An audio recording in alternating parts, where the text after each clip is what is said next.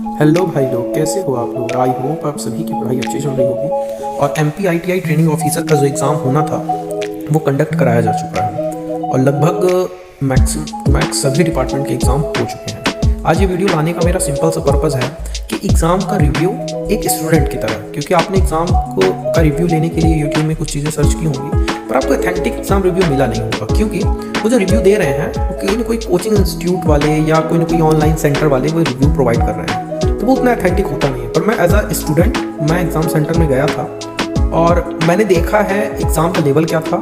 मैंने 3 exam centres में different 3 exam दिए थे और 3 एग्ज़ाम सेंटर्स में मैंने लगभग 15-20 लोगों से बातें भी की एग्ज़ाम खत्म होने के बाद। तो उनका ट्रू रिव्यू क्या था, मेरा रिव्यू क्या था और एग्ज़ाम का कट ऑफ क्या जाएगा, एग्ज़ाम में किन लोगों के सिलेक्शन होने के चांसेस हैं और किन लोगों के सिलेक्शन होने के चांसेस नहीं हैं। जो गर्ल्स कैंडिडेट हैं उनका क्या इसमें रोल रहेगा, उनके मार्क्स के हिसाब से उनको कौन सा डिपार्टमेंट एलोकेट किया जा सकता है और क्या जर्नल की शीट जो है उसमें ST/SC OBC वाले बच्चे अगर अच्छे नंबर लाते हैं तो क्या उनको प्रोवाइड की जाएंगी।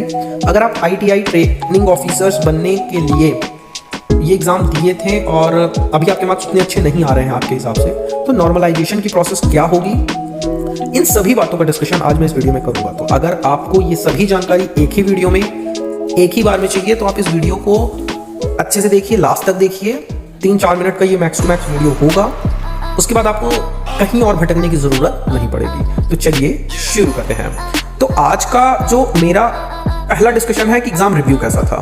तो भाई एग्ज़ाम फाड़ू था, एग्ज़ाम बिल्कुल भी इजी नहीं था, क्योंकि जो बच्चे सिर्फ निमी का क्वेश्चन बैंक सॉल्व करके गए थे उनके हवा नहीं लगी है। सिर्फ RAC refrigeration and air conditioning में कुछ क्वेश्चंस निमी के आए थे। डीजल मशीन्स का जो डीजल मैकेनिक्स का था उसमें सिर्फ 10 to 12 क्वेश्चंस आए थे और फिटर का जो एग्ज़ाम हुआ था उसमें तो निमी के क्वेश्चन थे ही नहीं। प्रॉफिट उन बच्चों को हुआ है जो भारत स्किल की साइड में जाके वो जो बुक के PDF थे, जिन्होंने उस बुक के PDFs को पढ़ा था, उनका जरूर इस बार होने के चांसेस बढ़ गए हैं, क्योंकि वो लोग थ्योरेटिकल कॉन्सेप्ट ज़्यादा पढ़ के आए थे, इसीलिए उनके चांसेस बढ़े हैं और उन्हीं का सिलेक्शन होना है। अब अगर मैं बात करूं कि किनका सिलेक्शन हो जाएगा, तो 2 कैटेगरी के बच्चों का सिलेक्शन इसमें होना है। पहली वो कैटेगरी है जिसने बहुत तगड़ी पढ़ाई की थी। बहुत तगड़ी पढ़ाई का मतलब है कि आपने मतलब 12-12, 13-13 घंटे अच्छी स्टडी की, थ्योरी पढ़े, खूब सारी बुक्स, अरिहंत पब्लिकेशंस और डिफरेंट पब्लिकेशंस की जो बुक्स थी टॉपिक वाइज आपने क्वेश्चन लगाए। दूसरे वो कैंडिडेट हैं जो ST/SC OBC या फीमेल कैंडिडेट हैं जो 50% मार्क्स तो सॉल्व करके कर लिए और 20% मार्क्स उन्होंने गेस कर लिया। मीन्स जिनके 70% मार्क्स OBC ST/SC कैटेगरी या फीमेल कैंडिडेट के आ रहे हैं उनका श्योर शॉट हो जाना है। अब अगर मैं कट ऑफ की बात करूं तो आपका जो कट ऑफ है वो इस बार पेपर बहुत ज़्यादा डिफिकल्ट था, इसलिए आपका जो कट ऑफ है वो जनरल कैटेगरी का 85 नहीं जाएगा। इस बार आपका जो कट ऑफ है वो 75 से अबव हो सकता है, पर ऐसे ही 75 ही होगा। और ये कट ऑफ डिफरेंट डिपार्टमेंट के लिए डिफरेंट होगा। जैसे फिटर का पेपर बहुत ज़्यादा टफ था, तो उसमें SC/ST कैटेगरी के जो बच्चे हैं उनका 65 मार्क्स है अगर, तो होने के चांसेस बढ़ जाएंगे। अब आप में से मैक्सिमम लोग बोलेंगे कि सीटें तो बहुत कम थी, पर मैं आपको बता दूं कि जैसे 100 सीटें थी तो 30% सीटें जो हैं वो रिजर्व्ड रखी जाएंगी। रिजर्व्ड इन द सेंस कि आपकी 100 सीटों के लिए 130 बच्चों को शॉर्टलिस्ट किया जाएगा। 30 बच्चों को एज अ वेटिंग लिस्ट में रखा जाएगा। वेटिंग लिस्ट में रखने का उनका सिंपल सा पर्पज ये होता है कि अगर कोई भी बच्चा इन बिटवीन ट्रेनिंग पीरियड या ट्रेनिंग पीरियड के बाद अपना टर्म पूरा किए बिना अपनी जॉब छोड़ देता है, तो जिन बच्चों को वेटिंग में रखा जाता है ना उनको ले लिया जाता है। दूसरी अगर मैं बात करूं नॉर्मलाइजेशन की, तो आप में से मैक्सिमम लोगों की ये डाउट होंगे कि नॉर्मलाइजेशन की प्रोसेस क्या है, नॉर्मलाइजेशन कैसे होगा या नॉर्मलाइजेशन में कितने मार्क्स इंक्रीज हो सकते हैं। तो नॉर्मलाइजेशन का सिंपल सा फंडा ये है कि जब आपकी 2 शिफ्ट या एक शिफ्ट से ज़्यादा जब एग्जाम होते हैं तो जिस शिफ्ट का एग्जाम पेपर ज़्यादा टफ होता है और बच्चों के मार्क्स नहीं आए होते हैं, उन शिफ्ट के बच्चों का कंपैरिजन उस शिफ्ट से किया जाता है जिसमें बच्चों के अच्छे मार्क्स आ रहे हैं। जिसमें बच्चों के अच्छे मार्क्स आ रहे होते हैं उनके मार्क्स डिक्रीज कर दिए जाते हैं, या जिनके मार्क्स नहीं आ रहे हैं उनके मार्क्स इंक्रीज कर दिए जाते हैं। तो नॉर्मलाइजेशन का तो सिंपल सा ये फंडा हो गया। कुछ क्वेश्चंस आपने देखे होंगे कि वो क्वेश्चंस गलत थे, गलत इन द सेंस कि उनके ऑप्शंस गलत थे या वो पूरा क्वेश्चन ही गलत था। तो ये आंसर की आने के बाद ही हम बता पाएंगे कि वो आंसर सही है या नहीं है। पर मुझे तो पक्का श्योर शॉट यकीन है कि जिस भी डिपार्टमेंट से आप थे, चाहे civil, electrical, fitter, diesel machine, electrical, electronics, draftman या ड्राइंग, आप में से मैक्सिमम लोगों के 5 से 7 नंबर के क्वेश्चंस गलत आए ही थे। अब वो व्यापम की प्रॉब्लम है, अगर व्यापम उस चीज़ को सॉर्ट आउट कर लेती है वेल एंड गुड। अगर व्यापम नहीं सॉर्ट आउट कर पाती तो फिर आप उसमें ऑब्जेक्शन उठा सकते हैं। आप 50 रुपये चार्ज करके एक क्वेश्चन के लिए ऑब्जेक्शन कर सकते हैं। तो उसमें आपका प्रॉफिट होगा।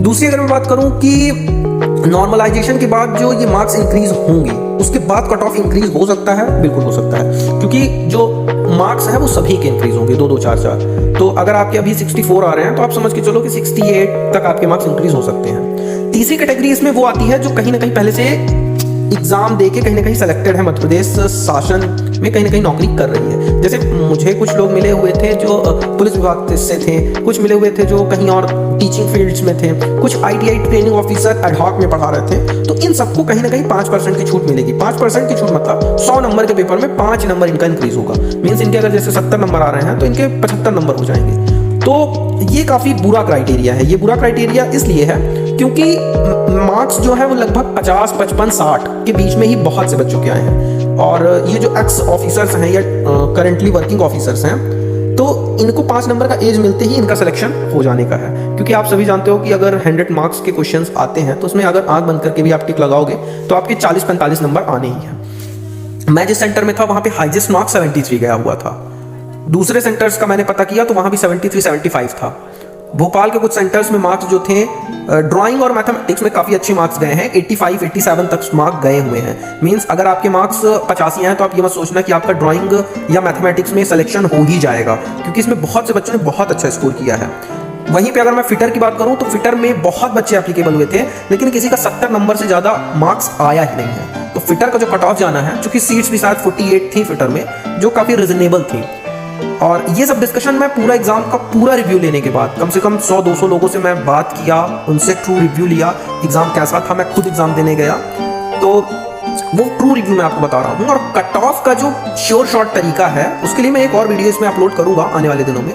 तो अगर आप cut off official cut off जानना चाहते हैं और आप सेफ जोन में हैं कि नहीं ये जानना चाहते हैं तो इस चैनल को सब्सक्राइब जरूर करके बेल नोटिफिकेशन ऑन कर लीजिएगा, ताकि जैसे ही मैं ITI TO से रिलेटेड कोई भी इंफॉर्मेशन जैसे मिलती है, रिजल्ट कब आएगा, मेरिट लिस्ट कब बनेगी, डॉक्यूमेंट वेरिफिकेशन अगर आपका होगा तो कौन कौन से डॉक्यूमेंट्स की रिक्वायर्ड होगी, वो सब चीज़ें मैं आपको इसमें बता दूंगा। तो आई होप मैंने सभी टॉपिक्स को अच्छे से डिस्कस किया है और सभी चीज़ों को आप लोगों के साथ शेयर किया है। फिर भी अगर मैं किसी टॉपिक पर रह गया हूँ तो आप प्लीज बताइएगा। हाँ, कुछ लोगों की ये भी क्वेरीज थी जो मेरे साथ थे कि ये टोटली सिस्टम ग्लिच है। System glitch in the sense कि कंप्यूटर्स हैक कर लिए गए हैं, कोई पहले से किसी दूसरे सेंटर में कहीं पेपर दे रहा है।